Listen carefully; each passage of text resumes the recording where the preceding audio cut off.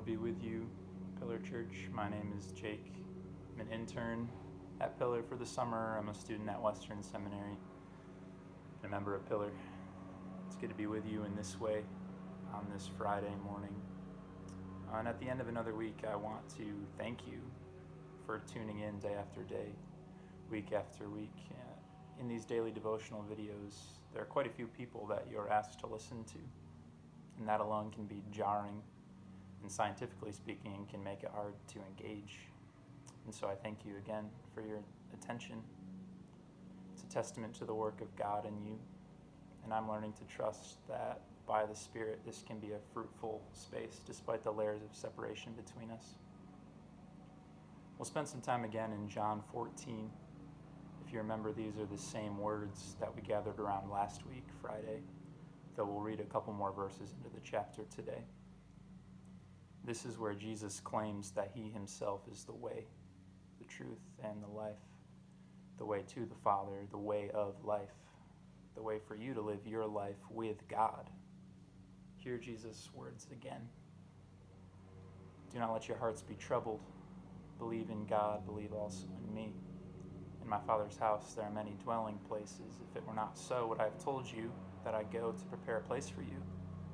And if I go to prepare a place for you, I will come again and I will take you to myself, so that where I am, there you may be also. And you will know the way to the place where I'm going. And Thomas said to him, Lord, we do not know where you're going. How can we know the way?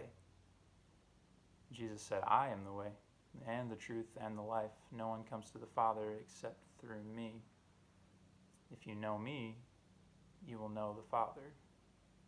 From now on you do know him and have seen him. The word of the Lord. I'm curious how this all sounds to you, because to me Jesus' confidence here is puzzling. The way he says, you do know him, you have seen him. Unlike a journey covering physical distance, a life along the way with God has a unique quality to it, and that is, in many ways, it's already complete. Jesus says, if you know me, you will know my Father also. From now on, you do know him and have seen him. From now on, like today in this very moment. I know I've mentioned this before, but I enjoy fishing. It's a fun way to get out and do, to see and interact with beautiful places.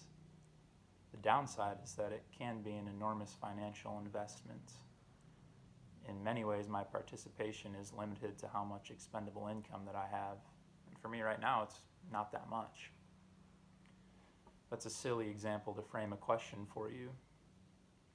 What if everything you needed for a life in the knowledge of and sure communion with God was already given to you? What's implied in the asking of this question is that for many of us it doesn't feel like that. Yet this passage suggests that there's nothing you need that's not available to you, that you may see and know God.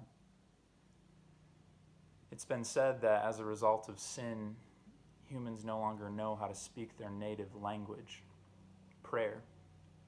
Often it becomes limited to a laundry list of things you offer to God for him to fix. Our thoughts and maybe even our hopes about this are too small. Author and Augustinian friar Martin Laird, in his book Into the Silent Land, reflects on the experience of prisoners learning to pray.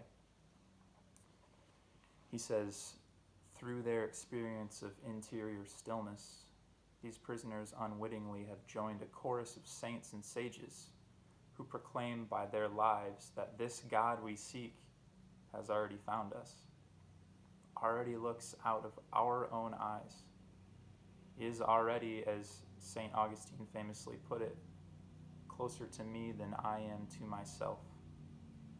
O beauty ever ancient, ever new, he continues, you were within and I was outside myself. We live our lives thinking, committing, doing, so much so that we're unaware of our deepest truth, hidden in God, in whom we live, we move, and we have our being. Our soul's center, as St. John of the Cross says, is God. not our thoughts or our emotions. So maybe the first thing we need to do is to confess to God that we don't know how to pray. Our native language. It's with that posture that a wise mentor of mine says frequently, we're all beginners before Christ. As beginners, there are a wealth of resources for us to engage with. The Psalms, no doubt the most robust prayer resource for Christians. A book of ancient prayers to teach us posture and vocabulary. Read them, pray them. As one of my professors says, befriend them. If any of you have made space in your life for a podcast, a friend and spiritual director, Joshua Banner, has a podcast devoted to offering the wisdom and practice of the contemplative tradition to those who want that space. And of course, there are many good books, though none of the resources I've mentioned will pray for you. That's for you to do. And whatever you do, know that your prayer is precious to God and that it is in his character to draw near to you. Because of Jesus' death and resurrection, the distance that you perceive between you and God is but an illusion. Peace to you, Pillar Church.